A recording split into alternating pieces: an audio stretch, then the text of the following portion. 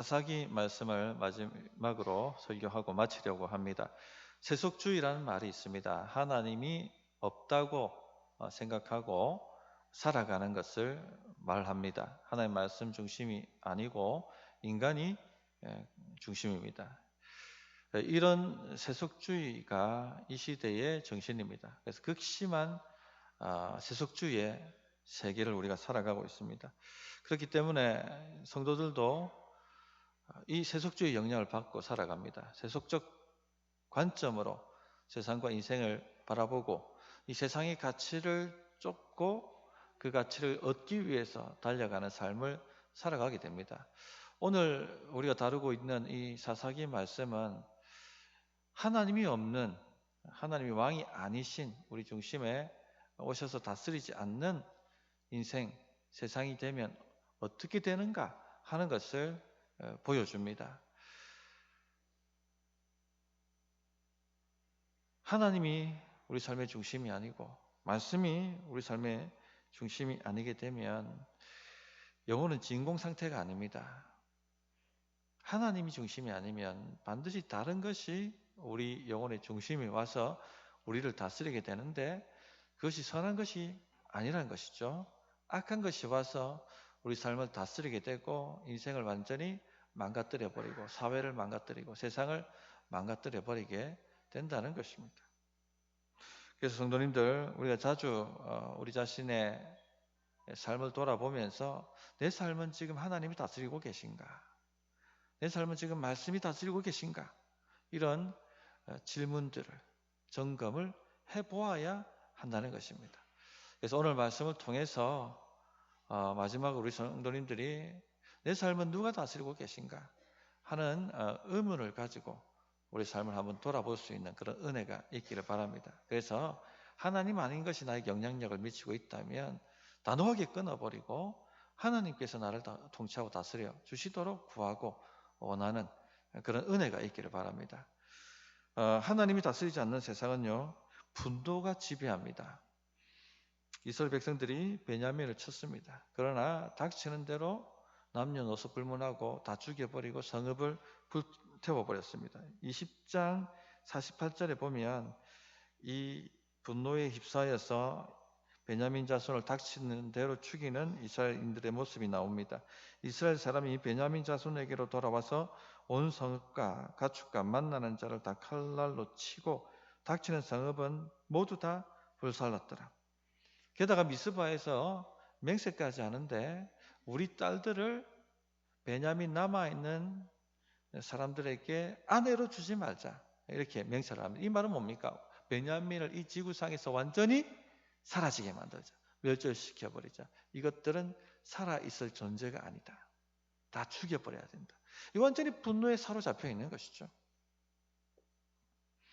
분노가 우리를 사로잡으면 어떻게 됩니까? 분노가 우리를 지배합니다. 또 이성을 잃어버리고 후회한 일을 행하고 말죠. 욱해서 저지르는 일들이 굉장히 많이 있습니다. 지금 우리 사회는요, 분노가 지배하는 사회입니다. 욱해서 이 보복운전하는 사람들, 고속도로 가운데 그 성질을 못 이겨서 차를 스탑시켜가지고 수많은 무고한 사람들이 죽게 만드는 일들을 우리가 보고 있지 않습니까? 또 부부가 서로 그 분노에 휩싸여서 사랑하는 그 배우자를 죽이는 그런 일들을 우리가 보고 있습니다. 미국에서는 최근에 해고당한 사람이 너무 열받아가지고 총 들고 들어가서 동료들을 다 사살해 죽이는 그런 끔찍한 일들이 벌어졌습니다. 분노가 지배하는 세상이고 분노가 지배하는 사회입니다. 하나님이 다스리지 않으면 이 분노가 지배한다는 것입니다. 분노가 나를 지배하고 있다는 것을 어떻게 알 수 있습니까? 분노가 가라앉고 나면 이제 깨닫게 되는 것이죠. 정신이 돌아오면, 이성을 찾으면, 아이고, 이거 내가 무슨 짓을 한 거야? 이렇게 깨닫게 됩니다. 즉 분노가 나를 지배했다는 것이죠.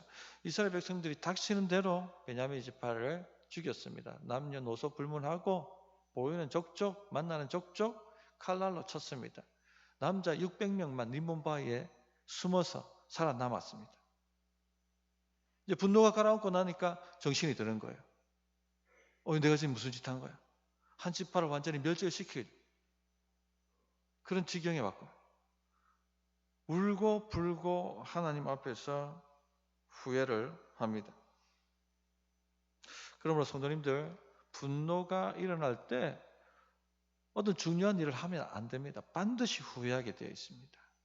분노를 가라앉히고 뭔가를 생각하고 결정을 내려야 되는 것이죠. 정당한 분노라고 할지라도 선을 넘게 되면 분노의 지배당합니다. 반드시 후회할 일이 생깁니다. 하나님께서 베냐민 지파를 치라고 이스라엘 백성들에게 권세를 주셨지만 닥치는 대로 다 죽이라고 하신 건 아니죠. 그런데 이 정당한 분노도 선을 넘으니까 닥치는 대로 다 죽여버리게 된 것입니다. 즉 하나님의 공의와 정의를 드러내지 못한 것이죠. 그냥 자기 분노를 그냥 처리하지 못해서 그렇게 행한 것입니다. 성도님들, 분노를 다스려야 됩니다. 신앙이 깊고 연륜이 있고 또 훈련이 많이 되신 분들도 잠깐 방심하면 분노에 사로잡히고 분노의 지배를 당하게 되죠. 모세는 우리가 잘 알고 있는 구약의 위대한 신앙인입니다. 모세가 잘 하다가 마지막에 가나안을 앞두고 분노를 다스리지 못해서 가나안에 들어가지 못한 일이 발생하지 않습니까? 무리바 물가에 왔을 때 백성들이 물이 없다고 원망하고 불평하기 시작했습니다. 모세는 늘 하던 대로 맞대응하지 않고 엎드립니다. 하나님 어떻게 할까요? 하나님께서 백성들을 바위로 모으고 지팡이를 들고 가서 그 반석을 향하여 물이 나오라고 명령하라고 말씀하셨습니다. 여기까지는 너무나 좋습니다. 그런데 모세가 이 40년 광야 생활하면서 마음이 많이 상했던 것 같습니다. 지금 이 불평을 했던 백성들은 출애굽 1세대가 아닙니다. 1세대는 40년 광야 생활 동안 다 죽었죠. 그런데 그 자손들 2세대입니다. 새파랗게 젊은 사람들입니다. 백발이 성성한 모세 앞에 이 젊은 사람들이 막 원망하고 불평하며 달려드는데 여기 아마 제가 생각하기에는 속이 상당히 상한 것 같습니다.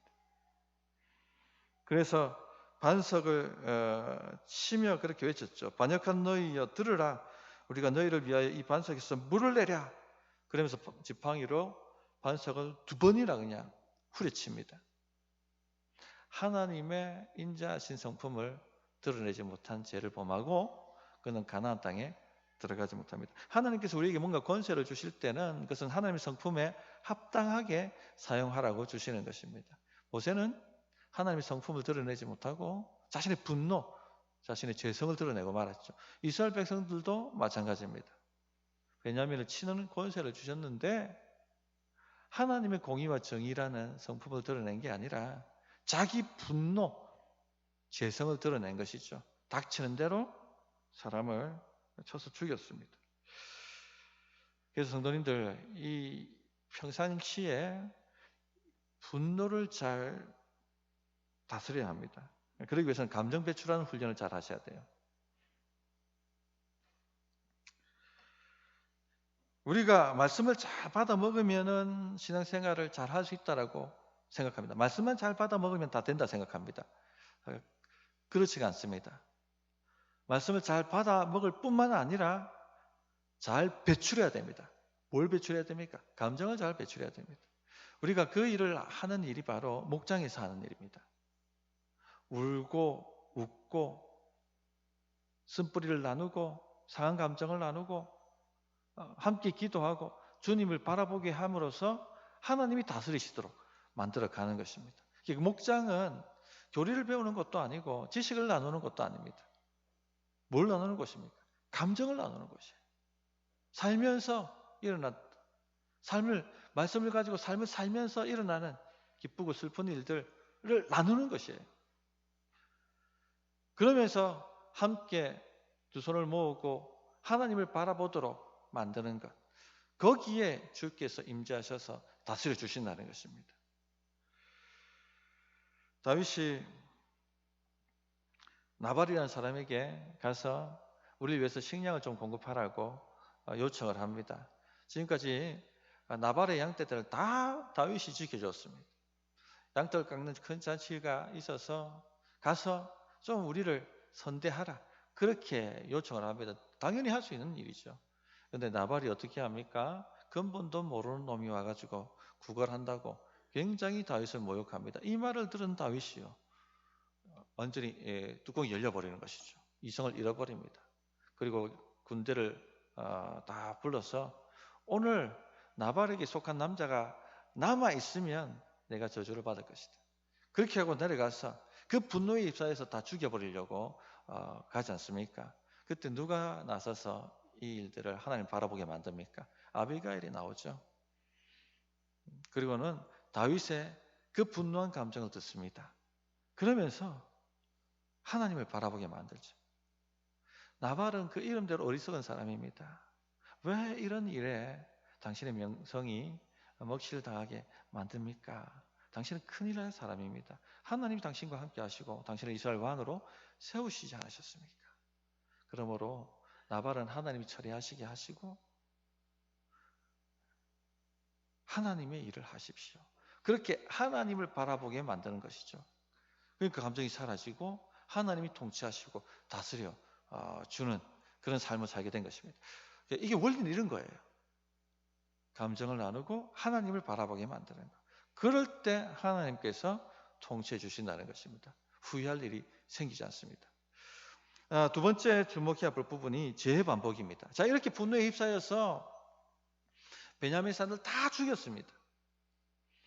그러면 이런 죄를 반복하지 않아야 되지 않습니까? 울고불고 하고 있는데 지금 하나님 앞에서. 그런데 그렇지 않다는 것이죠. 또 말씀 계속 읽어보시면 반복하고 또 반복합니다. 아내를 폭행하시는 분들 분노에 휩싸여서 막 아내를 두들겨 팹니다. 다음날 정신 차리고 나니까 아이고 자기가 무슨 일을 했는지 깜짝 놀라죠. 그리고는 싹싹 빕니다. 야, 다시는 그러지 않겠다. 그런데 어떻게 됩니까?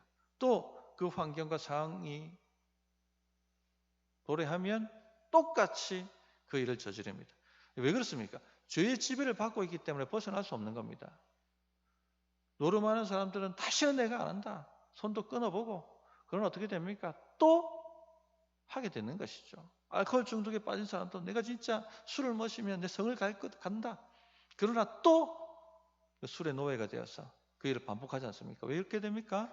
죄의 지배를 받고 있기 때문에. 이 죄의 지배가 끊어지지 않기 때문에 벗어날 수가 없는 겁니다.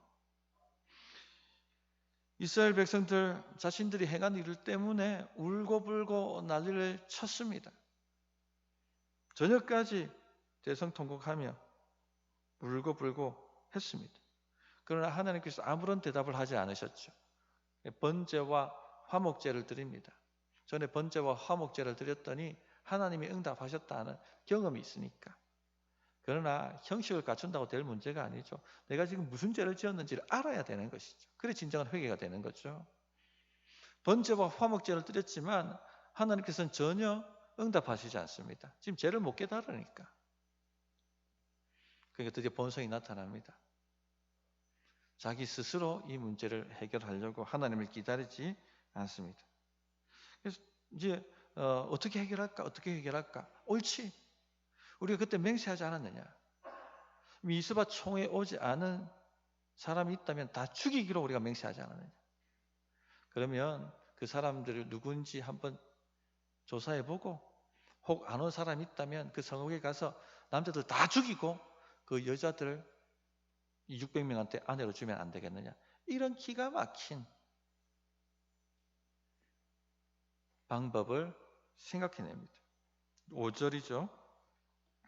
이스라엘 자손이 이르되 이스라엘 온 지파 중에 총회와 함께하여 여호와 앞에 올라오지 아니한 자가 누구냐 하니 이는 그들이 크게 맹세하기를 미스바에 와서 여호와 앞에 이르지 아니하는 자는 반드시 죽일 것이라 하였습니다. 그리고는요 어떻게 합니까? 실제로 그 일들을 행합니다. 맹세가 잘못됐으면은 간단합니다. 지금 하나님이 침묵하시고 요구하시는 게 뭡니까? 내가 잘못 맹세했습니다. 이거 내 실수입니다. 내 잘못입니다. 그렇게 하면 끝날 문제입니다. 그런데 전혀 그 말 하지 않죠. 나는 잘못이 없다. 내 맹세는 틀린 게 없다. 내가 한 행동은 정당한 분노였다. 다 하나님이 틀린 겁니다. 입다의 어리석은 맹세를 잘 기억하실 것입니다. 내가 실언했다라고 말하면 되는 겁니다. 근데 체면이 걸린 것인지, 뭐가 걸린 것인지, 리더십이 걸린 것인지 그 말을 하지 않는 거죠. 나는 완벽하다. 난 틀린 것이 없다. 내 맹세는 정당하다. 옳다. 그럼 어떤 방법을 취해야 되느냐 우리가? 그러니까 안 되는 겁니다. 그런데 어떻게 목사님 이렇게 어리석은 일을 벌일 수 있습니까? 그렇게 질문하시는데 어리석어집니다 이게. 제가 지배하기 때문에. 지금 정치하시는 분들 보세요. I'm sorry를 못합니다. 그 말 하면은 막 정치 생명이 날아갈 것 같으니까. 완전히 체면 깎이고 리더십이 꺾어질 것 같으니까. I'm sorry 못하는 거예요. 내가 했던 모든 판단은 옳다는 겁니다. 이 어리석은 거예요 이게 굉장히. 그런데 죄가 지배하기 때문에 하나님이 왕이 아니시니까 그렇게 돌아가는 겁니다. 총명이 사라지는 것이죠. 뭘 합니까? 자기 스스로 이 문제를 해결하려고 여러 가지 방법을 고안해내는 것이죠. 그게 죄를 자꾸 반복하는 것입니다. 심지어는 하나님이 그랬다라고 얘기합니다. 3절 말씀 보십시오. 이들의 이스라엘에 하나님 여호와여 어찌하여 이스라엘이 일이 생겨서 오늘 이스라엘 중에 한 지파가 없어지게 하시나이까? 자기들이 만들어 놓고는 왜 하나님이 이렇게 일이 지경이 되도록 하셨습니까? 라고 하는 것이죠. 무서운 에고이스트입니다. 나는 전혀 문제가 없다. 하나님 저는 정말 문제가 없습니다. 저는 정말 제대로 잘 살았고 저는 정말 제대로 잘 판단했고 나는 다 옳은데 왜 삶이 이렇게 엉망진창이 됩니까? 왜 이런 일이 일어나게 만드십니까? 이렇게 하고 있는 것이죠. 그냥 I'm sorry. 제 잘못입니다. 하나님 용서해 주십시오. 그러면 끝날 일을 굉장히 복잡하게 만들고 있습니다. 그러면 어떻게 합니까? 결국 보십시오. 또 끔찍한 일을 벌입니다. 10절, 12절까지 말씀 보십시오. 회중이 큰 용사 12,000명을 그리로 보내며 그들에게 명령하여 이르되 가서 야베스 길라 주민과 부녀와 어린아이를 칼날로 치라. 이거 지금 할 일입니까 사람이? 너희가 행할 일은 모든 남자 및 남자와 잔여자를 진멸하여 바칠 것이니라 하였더라. 그들이 야베스 길라 주민 중에서 젊은 처녀 400명을 얻었으니 이는 아직 남자와 동침한 일이 없어 남자를 알지 못하는 자라. 그들을 실로 진영으로 데려오니 이곳은 가나안 땅이더라. 이 가나안 땅이죠. 완전히 살아가는 모습이 가나안처럼 살아갑니다. 결국 야베스 길라 사람들의 남자와 부녀자들과 아이들을 모두 살해했습니다. 오직 처녀들만 남겨서 그들을 베냐민 지파에게 줍니다. 근데 여기서도 멈추지 않습니다. 왜냐하면 200명이 아내를 못 구했거든요. 그러니까 어떻게 합니까? 이제 회중의 장로들이 실로 잔치 때 나오는 이스라엘 처녀들을 납치하라. 납치하면 우리가 몰랐다 하면 되니까. 이런 참 이게 기괴한 방법까지 이제 동원하기 시작하는 겁니다. 실제로 그 일들이 일어납니다.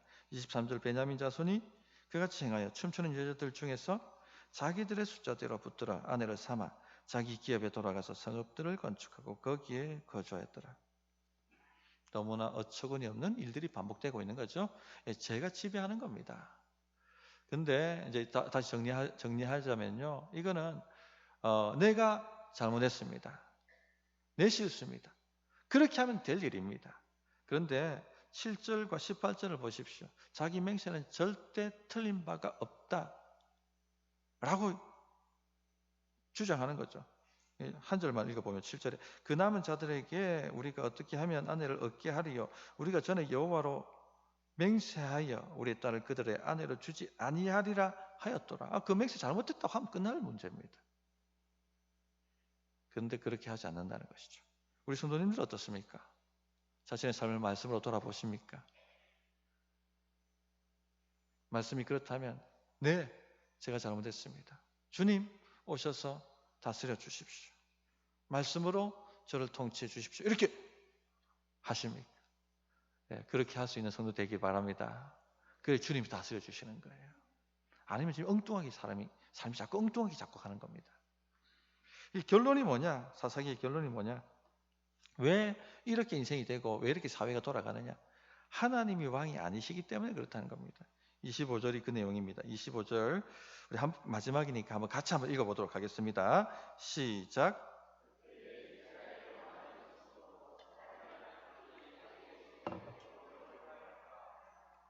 왕이 없기 때문에, 하나님이 왕이 아니시기 때문에 이렇게 되었다는 것이죠. 이 결론은 뭡니까? 하나님을 왕으로 모시면 된다는 겁니다. 모셔드리라는 것이죠. 왕이 오셔서 다스려 주셔야지 삶이 바뀝니다. 세상 사람들은 문제를 알면 문제를 해결할 수 있다고 생각합니다. 그런데 그렇지 않습니다. 우리는 문제를 압니다. 그런데 왜죠? 이 문제를 해결할 능력이 없습니다. 우리는 스스로를 구원할 능력이 없습니다. 제가 고등부 사역을 할 때였습니다. 교사 중에 상담센터를 하시는 원장님이 계셨어요. 중독 세미나를 좀 할 수 있게 해달라고 여러 번 요청을 하셔서 학부모들을 모시고 중독 세미나를 했습니다. 그 중독, 특히 게임 중독이 얼마나 위험하고 아이들의 인생을 망가뜨리는지를 여러 가지 신뢰를 통해서 보여주는 것입니다. 그런데 어떻게 그 중독을 빠져나올 수 있는가? 이에 대한 해답은 제시하지 못했어요. 그냥 그 문제의 심각성을 깨닫게 하면 알아서 스스로 그 문제를 벗어날 것이라고 생각을 하는 것이죠. 그러나 결코 우리는요, 우리 스스로를 구원할 수가 없습니다. 하나님이 오셔서 다스려 주셔야지만이, 하나님이 건져 주셔야지만이 된다는 얘기예요. 미국 IVF 간사였고 국제적인 강연가인 레베카 피벗이라는 분이 계십니다. 하버드 대학에서 상담 심리학을 수강하실 때 일이에요. 강의하시는 교수님이 어머니의 분노, 어머니에 대한 분노 때문에 인생을 망친 한 남자의 사례를 들어서 강의를 하고 있었습니다.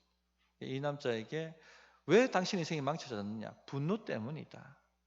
이 분노가 이렇게 당신을 망쳤다라는 것을 이해시키고 그 분노에 적절하게 대응하도록 그렇게 도왔다라고 이 얘기를 했습니다. 이 이야기를 듣고 있던 레베카 피벗이 질문을 합니다. 분노 때문에, 어머니에 대한 그 분노 때문에, 용서하지 못하는 그 쓴뿌리 때문에 남자 인생이 이렇게 망쳐졌다면 어머니를 어떻게 용서할 수 있도록 만드셨습니까? 도우셨습니까? 라고 질문을 해봤던 것이죠. 그랬더니 이분이 멍한 거예요. 내가 해준 것은 그냥 분노가 당신 인생을 망친다는 것을 깨닫게 만들어주고 이해하도록 만들어준 것입니다. 이제 스스로 알아서 해야 되는 것이죠. 이렇게 대답을 하더랍니다. 그랬더니 이 하버드 대학교 교수가 그런 얘기를 하더란 거예요. 그랬더니 거기에 강의를 듣고 있던 수많은 학생들이 실망감을 표시를 하는 겁니다. 그랬더니 이 교수가 하는 말이, 만약에 사람의 마음을 어떻게 변화시킬 수 있습니까? 라는 질문을 가지고 내 강의를 듣고 있다면 번지수 잘못 찾은 것입니다. 그 말은 뭡니까? 우리에게는 그런 능력이 없다는 걸 자인하는 것이죠. 세상 사람들은요, 문제를 알고 있습니다. 뭐가 문제인지. 그런데 진짜 문제는 뭡니까? 알고 있지만 헤어나오지 못한다는 것이죠. 알코올 중독에 빠진 사람이 그 알코올 중독의 무서움을 모르겠습니까? 이렇게 했다는 인생이 끝난다는 것을 왜 모르겠어요? 그런데 문제는 뭡니까? 빠져나올 수 없다는 겁니다. 반복되는 죄의 집에 빠진 사람들이 그 죄를 자꾸 짓게 되면 인생이 끝장난다는 것을 왜 모를까요? 아내를 폭행하는 사람들이 다시 그렇게 하면 가정이 끝장난다는 것을 왜 모를까요? 그러나 빠져나올 수 없는 거죠. 해결할 능력이 없기 때문에. 누가 오셔야 됩니까? 천지만물을 지으신 하나님께서 오셔서 우리를 이 죄 구덩이에서 건져 주셔야지만이 우리가 빠져나올 수가 있는 것입니다. 그걸 인정하고 주님 앞에 돌아와야 함에도 불구하고 사람들이 돌아오지 않습니다. 계속해서 자기의 능력으로 자기 스스로를 구원하기 위해서 달려가면서 엉뚱한 일을 하는 것이죠. 이스라엘 백성들이 지금 그 일을 하고 있는 겁니다. 주님 다스려 달라고 두 손 두 발 다 들고 자기 죄를 인정하고 가면 될 문제를 자기가 해결하려고 또 사람을 죽이고 사람들을 납치하는 이 극악한 죄악들을 반복해서 짓고 있는 것입니다. 복음은 무엇을 말씀하고 있습니까? 우리가 할 수 없는 그 일을 하나님께서 행하셨다라고 말씀하고 계시죠. 십자가의 죽으심으로, 우리 대신하여 죽으심으로 죄의 권세를 박살내시고, 죄에 대해서 우리가 죽게 하시고, 의에 대해서, 하나님에 대해서 우리가 살도록 그 일을 행하셨다라고 우리에게 선포하고 있습니다. 베드로전서 2장 24절에 친히 나무에 달려 그 몸으로 우리 죄를 담당하셨으니 이는 우리로 죄에 대하여 죽고 의에 대하여 살게 하려 하심이라. 그가 채찍에 맞음으로 너희는 나음을 얻었나니.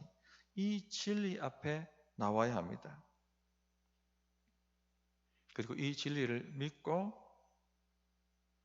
주님께서 내 삶을 다스려 주시기를 간구해야 됩니다.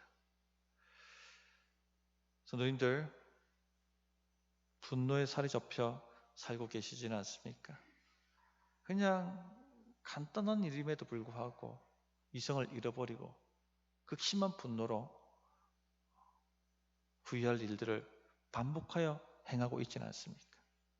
이렇게 하면 안 되지 하면서도 계속 똑같은 죄를, 똑같이 후회할 일들을 반복하고 있지는 않습니까? 우리 힘으로는요, 결코 벗어날 수 없습니다. 하나님께서 오셔서 다스려 주셔야 됩니다. 이미 그 일을 우리 주님께서 십자가를 통해서 행해 주셨습니다. 더 이상 죄의 권세가 우리를 사로잡을 수가 없습니다. 우리 죄를 토하고 주님이 오셔서 그 죽으심과 부활을 통하여 이 죄의 고리를 끊어지게 해달라고 구하기만 하면 거짓말처럼 이 죄의 족쇄가 끊어집니다. 싫어지게 되고 거짓말처럼 하지 않게 됩니다. 성도님들, 이 사사기 말씀을 통해서 나는 지금 누구의 지배를 받고 살아가고 있는가 하는 근본적인 질문을 한번 자신에게 던져보시기를 바랍니다.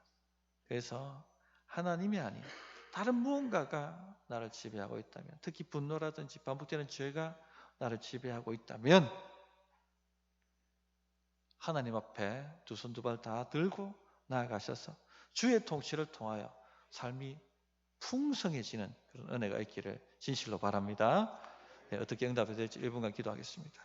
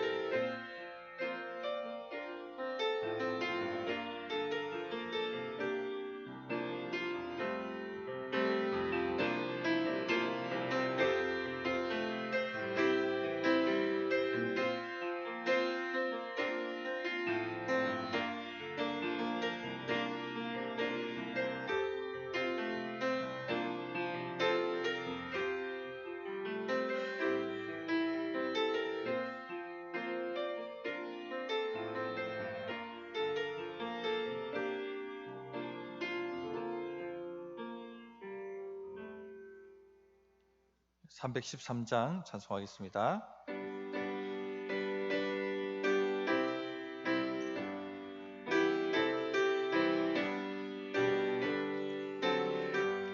내 임금 예수 내 주여, 이 죄인이 주님 앞에 한없는 은혜 받고서 내 생명 모두 드리오니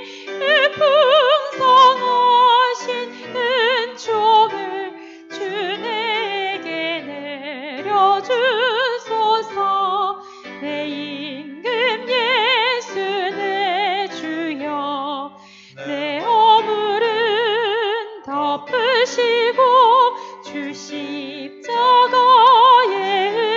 흘리신 그 피를 믿는 마음 보사 내 중한 죄를 사하여 참 평안한 맘 주소서.